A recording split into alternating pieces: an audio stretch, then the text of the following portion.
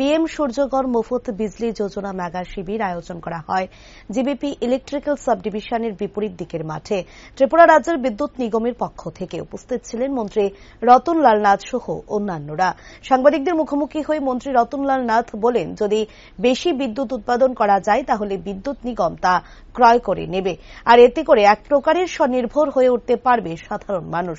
যেহেতু সরকার চাইছে প্রতিটি ঘরে ঘরে রোজগার পৌঁছে দিতে, তাই বাড়িতে বসে বেশি পরিমাণে প্লেট লাগিয়ে বিদ্যুৎ উৎপন্ন করে তা বিদ্যুৎ নিগমে বিক্রি করার বিশেষ সুবিধা রয়েছে।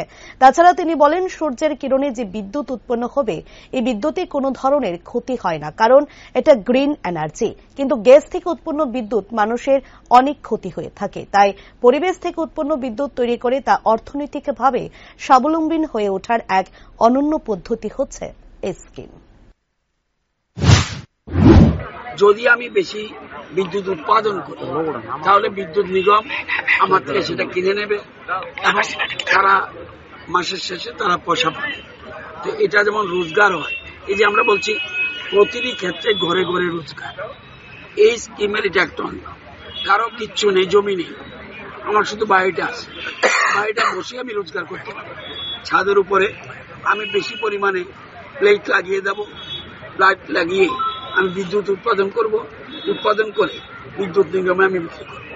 এ হলো এই যোজনার মূল অর্থ। হলো প্রধানমন্ত্রী চায় আমাদের যে সোলার, সূর্য, এই সূর্যের কিরণে যে বিদ্যুৎ উৎপাদন হবে এটা গ্রিন এনার্জি, এই বিদ্যুতে কোনো ক্ষতি হয় না। আমরা গ্যাসের যে বিদ্যুৎ উৎপাদন করি এটা ক্ষতি হয়, পরিবেশ বান্ধব নয়। জল থেকে যে বিদ্যুৎ উৎপাদন হবে এটা গ্রিন এনার্জি, এটা কোনো পরিবেশ নষ্ট হয় না। কয়লা থেকে এটাও পরিবেশ নষ্ট হয়। শুধুমাত্র গ্রিন এয়ার, জল, এগুলির থেকে যখন বিদ্যুৎ উৎপাদন হয় সেগুলিতে আমাদের কোনো পরিবেশ নষ্ট হয় না। একদিকে পরিবেশ বান্ধব, অপরদিকে ফ্রি বিদ্যুৎ, অন্যদিকে আমরা এই বিদ্যুৎ বিক্রি করে নিজে রোজগার করতে পারি।